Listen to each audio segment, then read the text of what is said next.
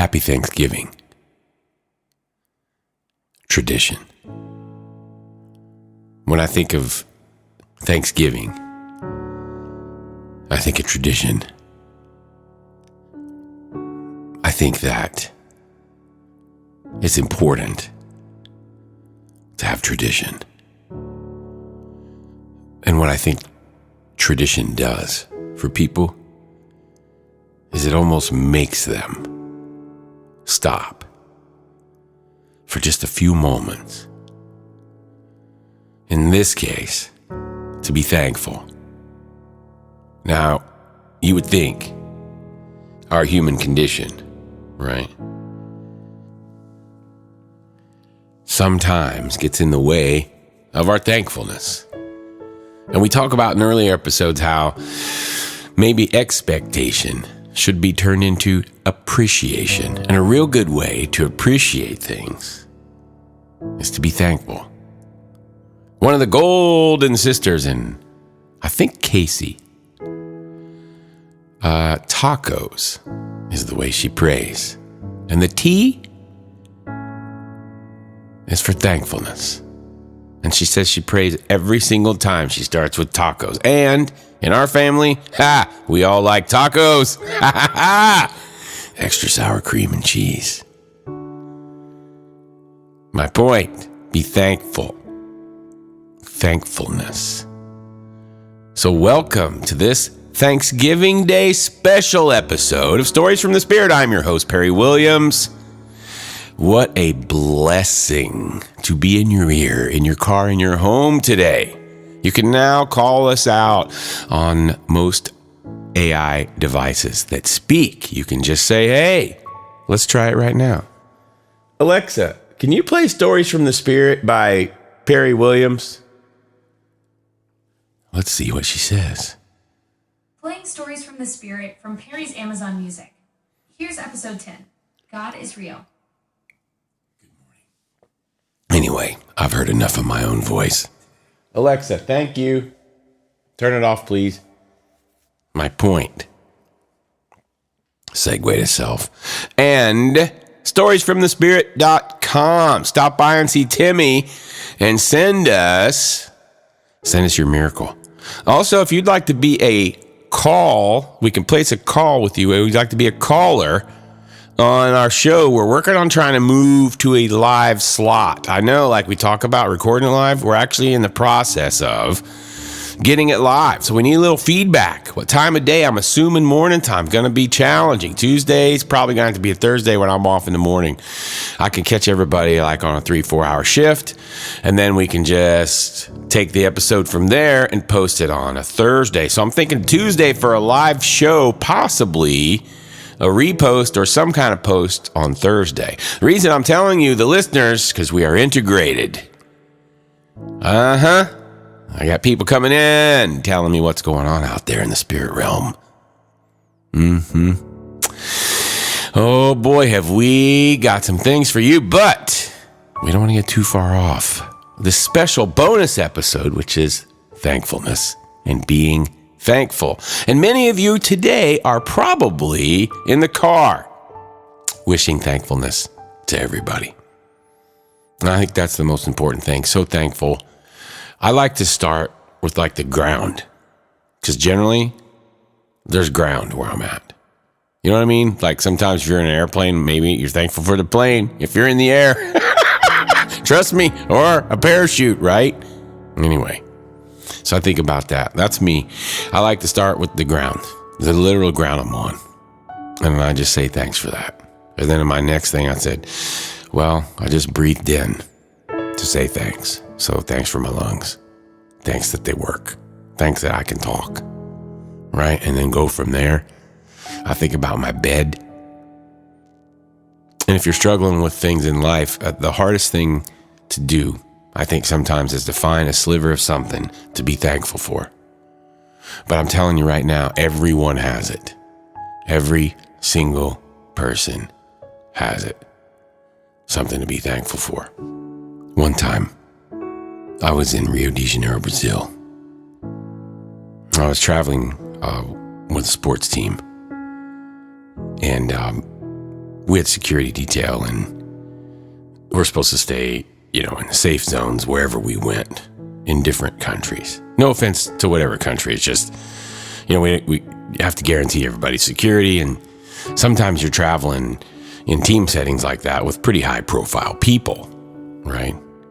So you're on the same plane as Olympians or professional athletes. And oftentimes there's a lot of security that goes along with that. So this one particular day, I wasn't running late per se, but someone had called and said, hey, they were ill or something. And I had to get across to one of the high performance training centers at the Olympic Games in 2016. And it was wonderful. My experiences there with the wonderful people. And excuse this slight segue to self or human accomplishment, but to witness an Olympic Games in person and to be honored and blessed to be one of the people on a fantastic medical team, sports chiropractic team, mental health, orthopedics, strength and conditioning, nutrition, you name it. Oh, it was like the best candy store that you could ever go to. And no matter what it didn't give you any cavities. You know what I'm trying to say? It's like, it was all good for you. And you literally, in a kid in a candy store only, it was all good for you. It's like all the candy turned into vitamins and minerals and food and good people and camaraderie and amazingness and awesomeness of overcoming some of the most mind-challenging, physically challenging circumstances I've ever seen. And some of the craziest, most inspirational stories I've ever heard will come from Olympians and para-Olympians. Now, some people may not understand what para means, but this week's episode in Thankfulness is perfect. I'd have to do a little research on the exact term para, where it comes from, but my memory is that it's either Latin or Greek, a derivative. And generally in school, para means beside or with. So you could have like a certain type of artery, a para-articular, or para blah, blah, blah. It just means it's a beside or next to, generally. So that's going to be my sports chiropractic, what is going to say, guess on the word para, but you can look it up. But what it really means is that person is an Olympian, a para-Olympian. What it means is they may not have their arm or their leg, or maybe both arms, both legs.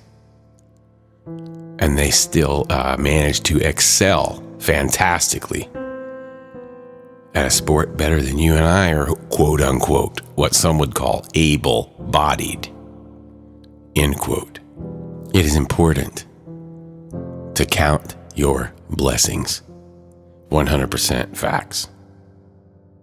One of the other things that really impressed me about Olympians that may not have all of their limbs,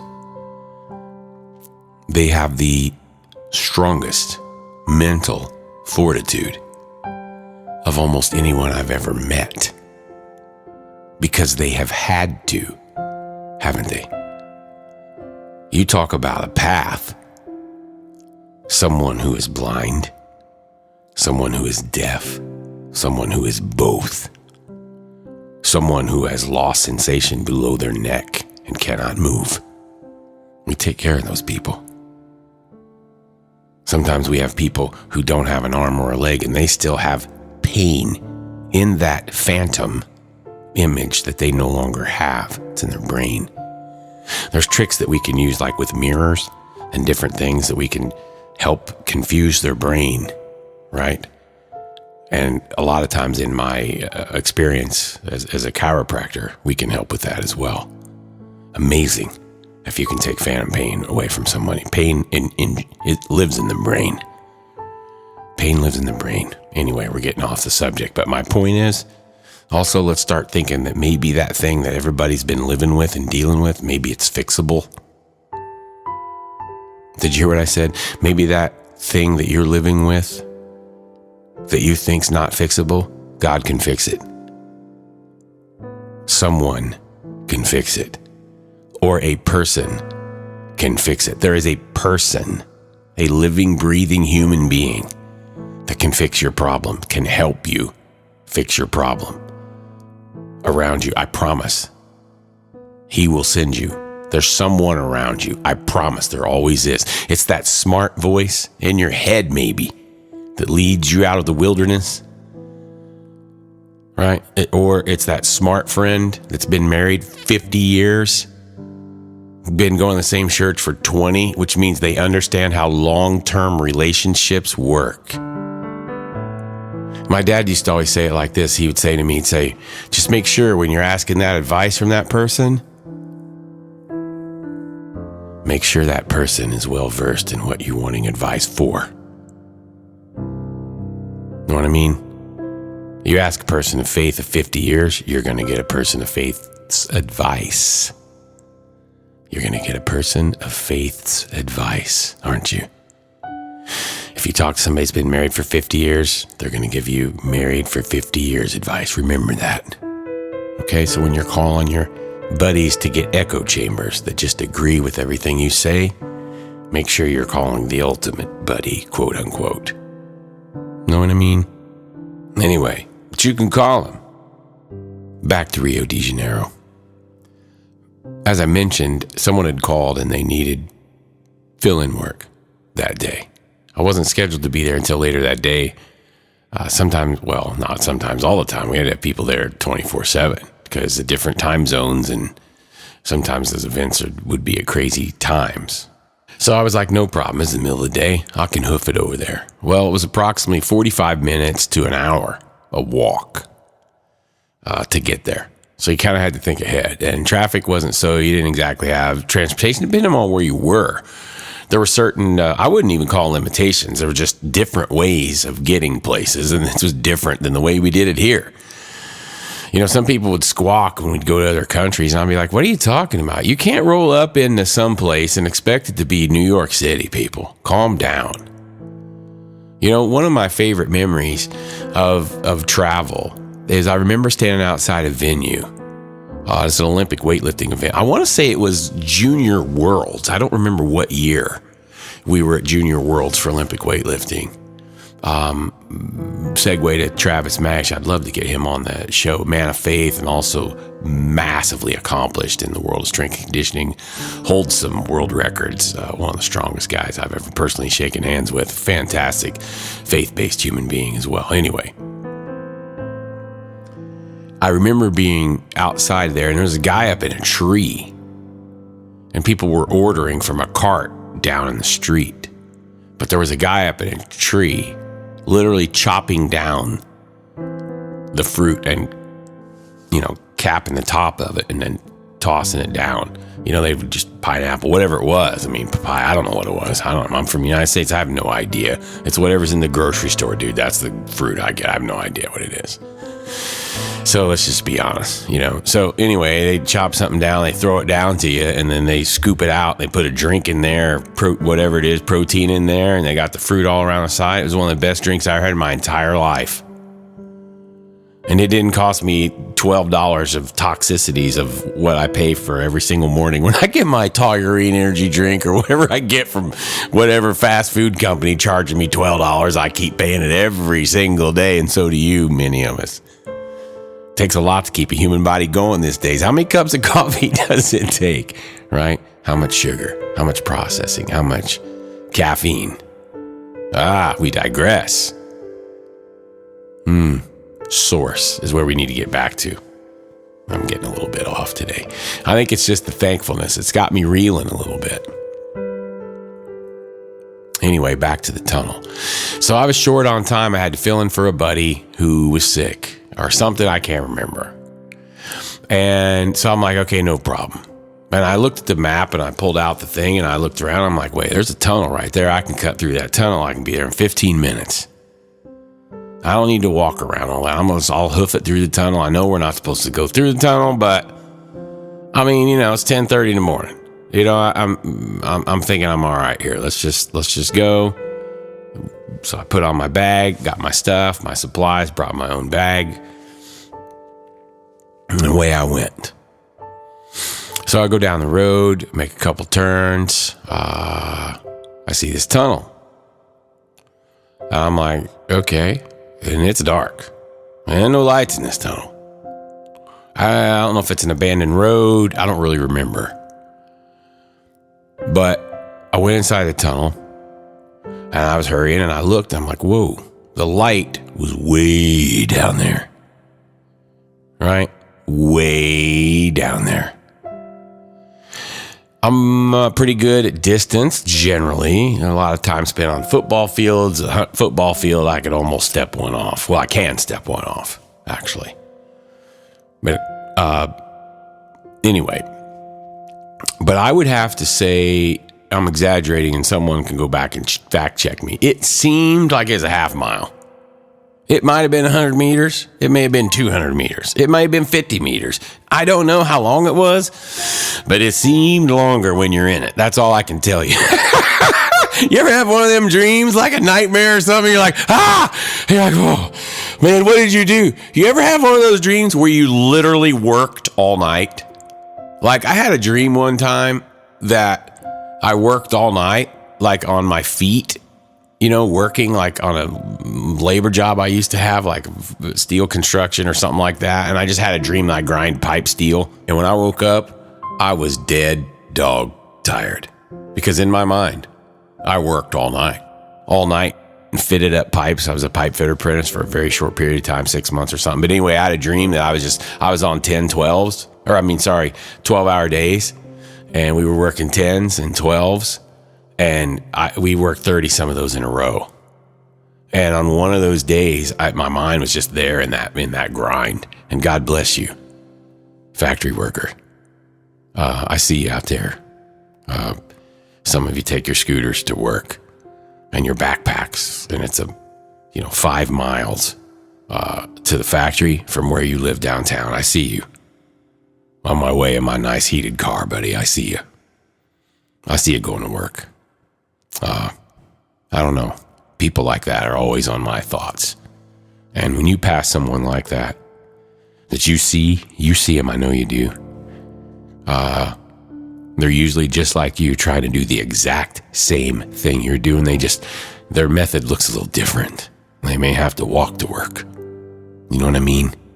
But we're all slinging the same mud. We're all in the same boat. And I think it's time we, call somebody that we know. He lives in the sky.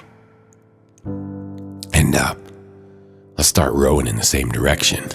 And let's listen to what do they call that guy in the front of the boat? They tells them what to do. That guy. Anyway, so I was in the tunnel.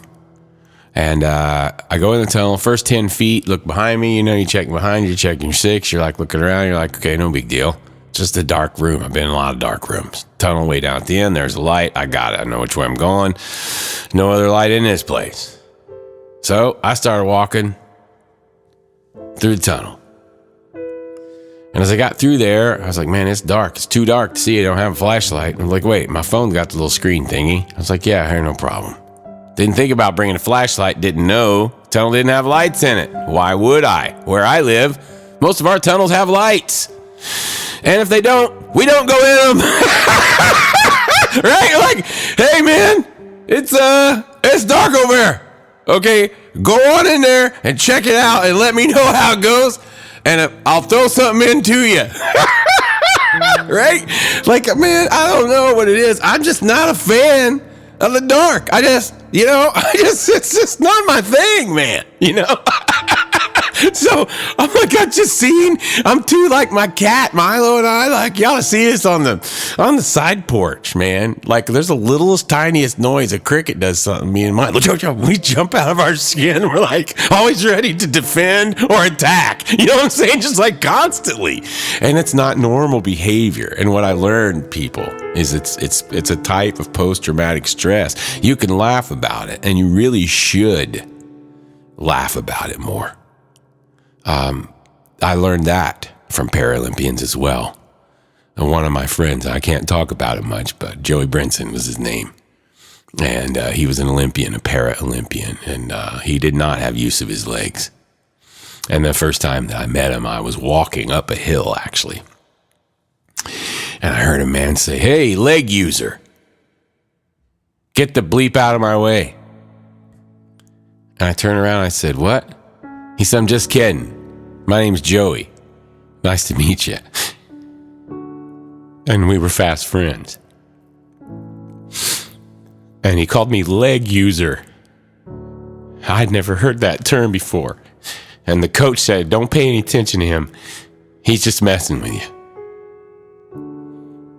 He goes, "Push me up this hill, would you? You got legs." And the coach said, "Joey, leave him alone. He's brand new." I said, No, it's okay." And she says, "Perry, he's just messing with you." I said, "No, it's all right." He said, "I'm kidding you, man. I can outrun you up this hill." I said, "I know you can." He goes, "Let's get one of them espressos, would you?" I said, "Yeah, let's do that." And we got an espresso and some cherry pie. It was the best cherry pie I've ever had in my entire life. It was my brand new friend. Anyway. Sorry.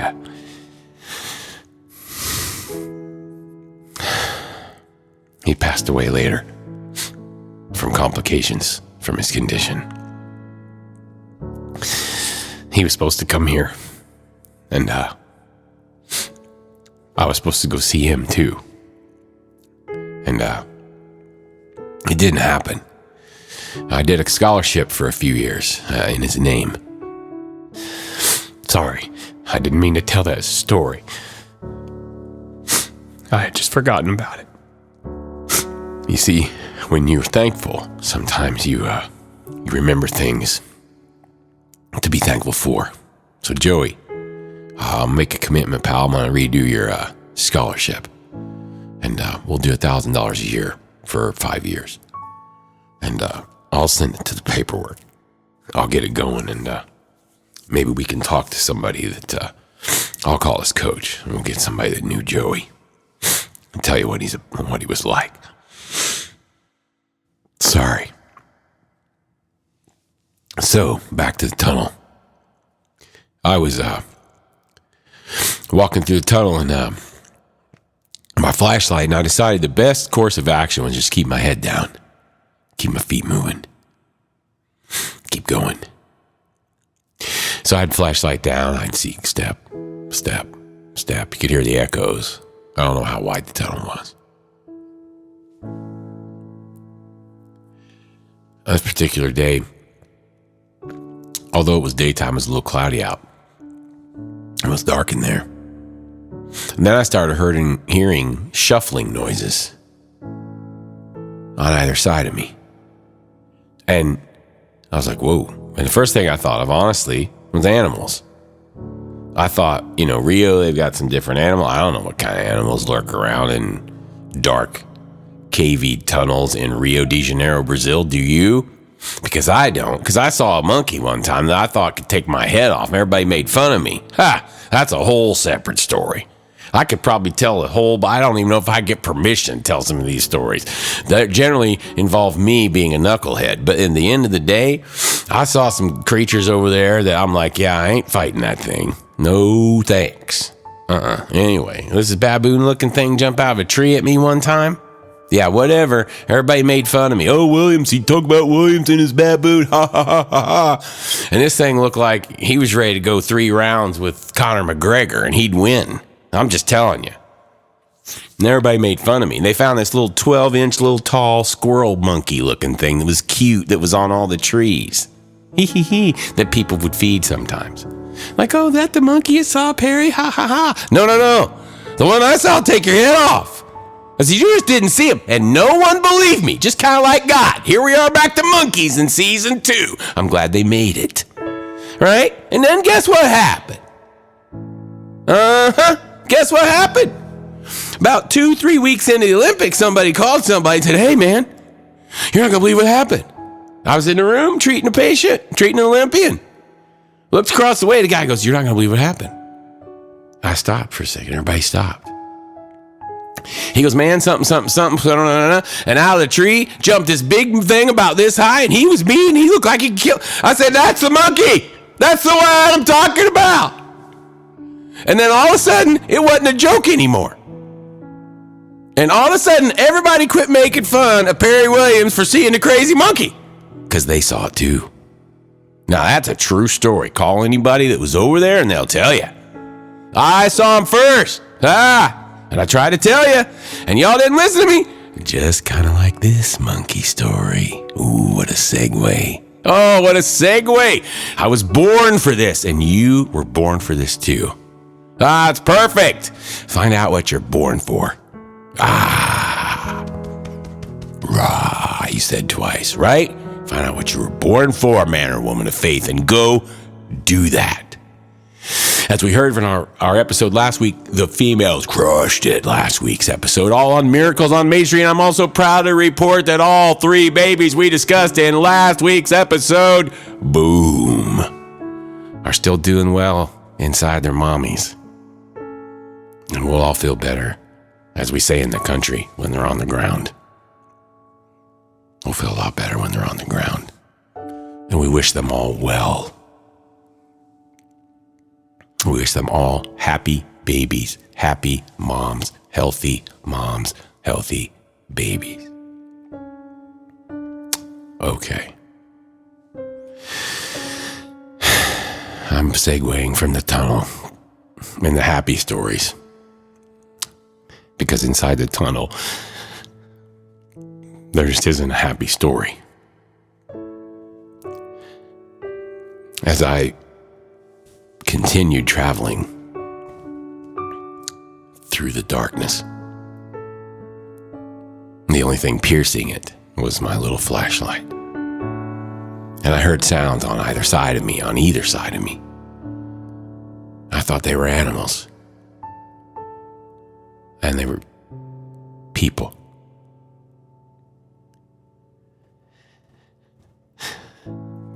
There were people living in the tunnels. And I walked through there. And as I realized my flashlight was offensive to them, and they would shield their eyes from it. And I think the scopa, or some word for excuse me. And this is how uncultured I was. I was on the plane, I think. Literally, I didn't even know they spoke Portuguese in Rio. I thought it was Spanish. How would I know?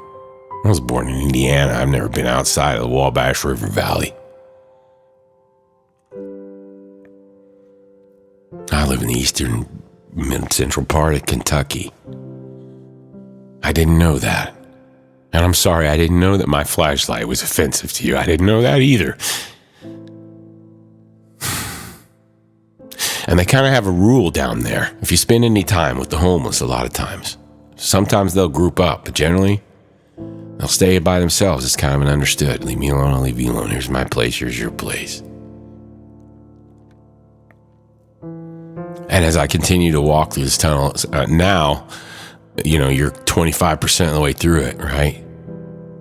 And you're hearing all these noises. And they're all people. In your mind, you're just so confused, or I was. I've obviously seen homeless people in the United States, but I've never seen walk through one of them's town before. Because that's exactly what I did.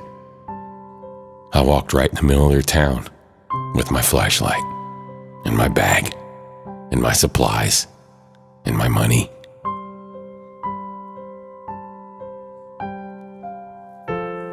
It's where they live.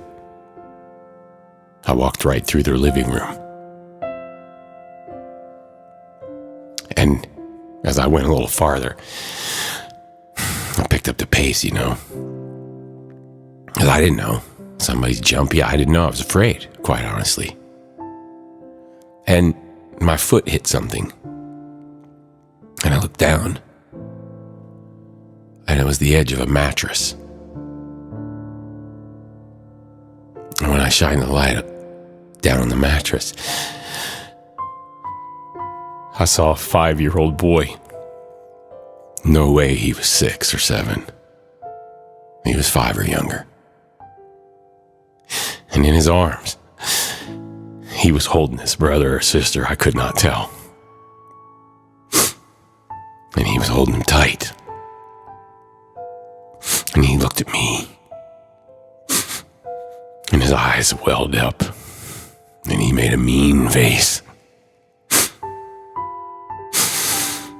As mean of a face as a 4 or 5-year-old boy could muster in a pitch black tunnel. And his face said, "Leave my brother alone."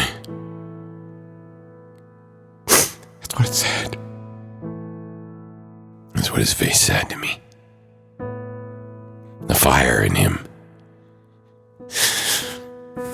And he pierced his lips and he curled his mouth down. He did his best mean face.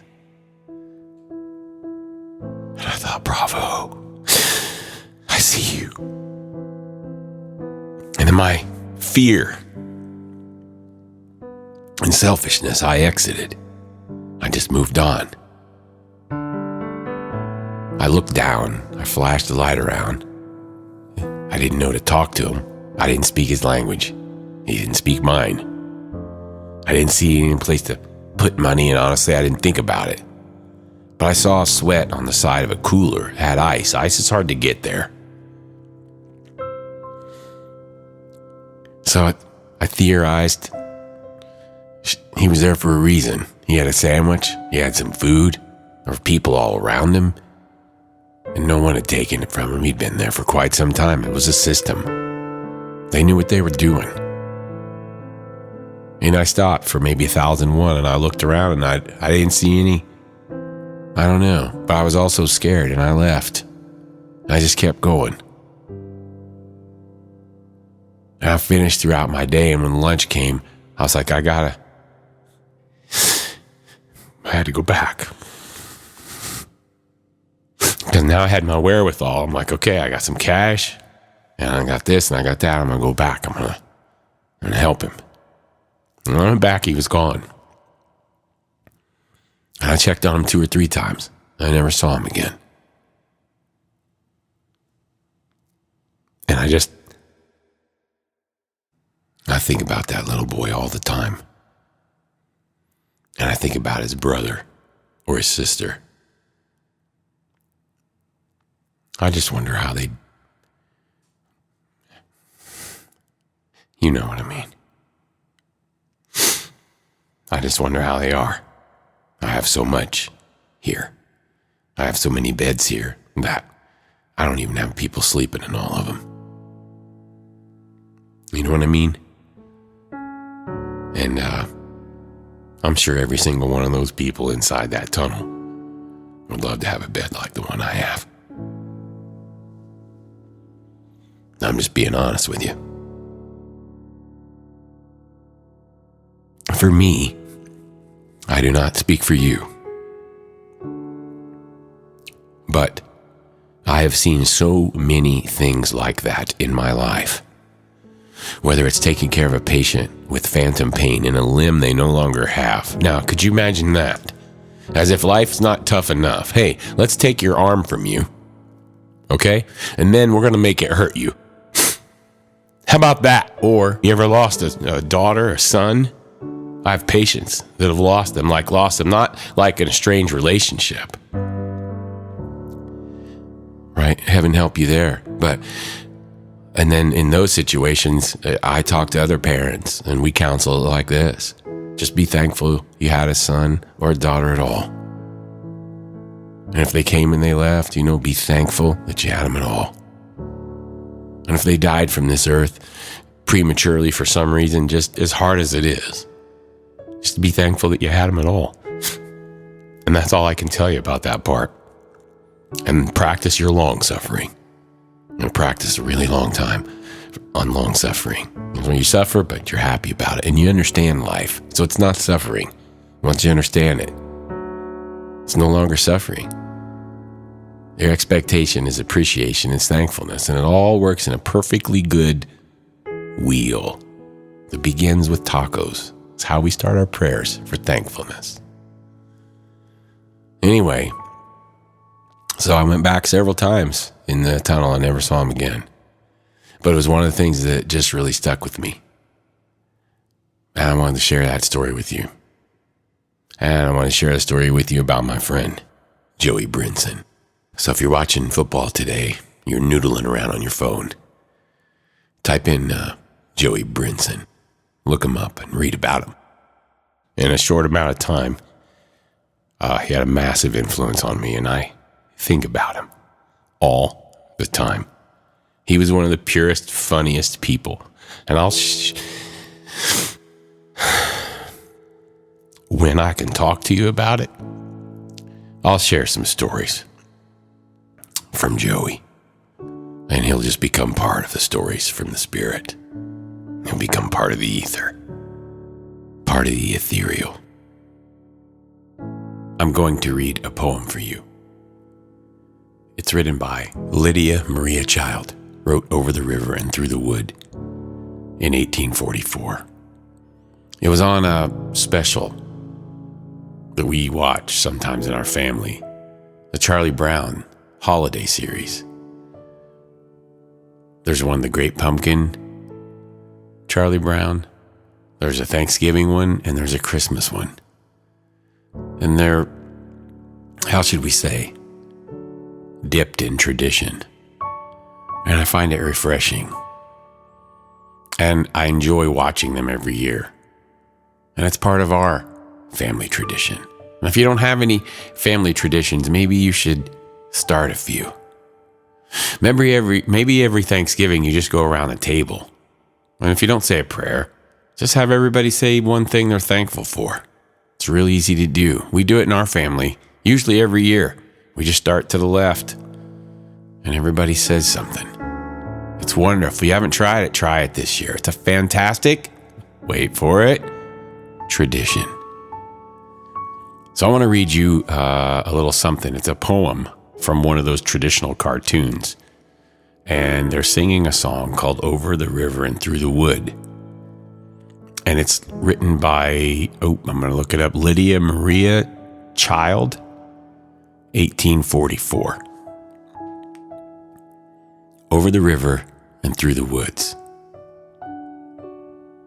Over the river and through the woods, to grandmother's house we go. The horse knows the way to carry the sleigh through the white and drifted snow.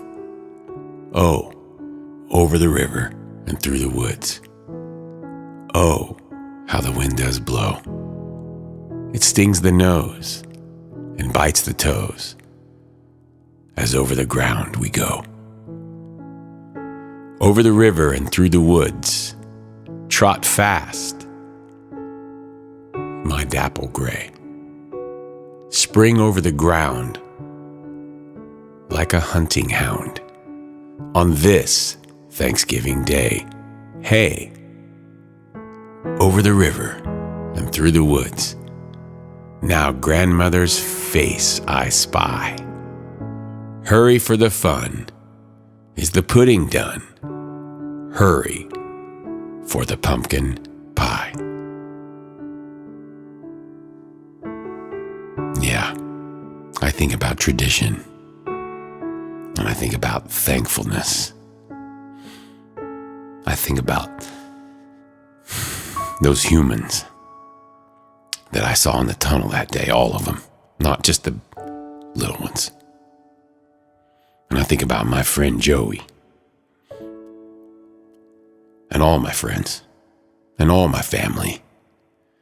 This Thanksgiving Day season, all of us, Stories from the Spirit, would like to wish all of you a very happy, special, warm safe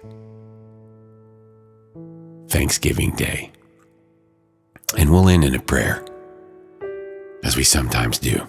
Our amazing Creator, Yahweh, Jehovah our God, the old God of Moses. Thank you for your guiding light that is the Holy Spirit. Thank you for your shining example, which is your Son, Jesus Christ. Thank you for the air that we breathe.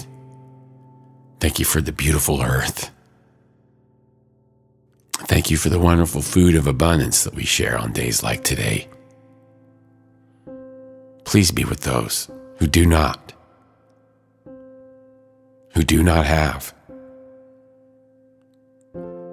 And insert the blank of what they do not have. Some may not have ways to communicate like we do. Some may not be able to walk as we walk or talk as we talk. Please be with those who are hungry. Please be with those who are homeless on this special day and all days. As these things should always be remembered in thanks and reverence to the life that is such a gift, so freely given.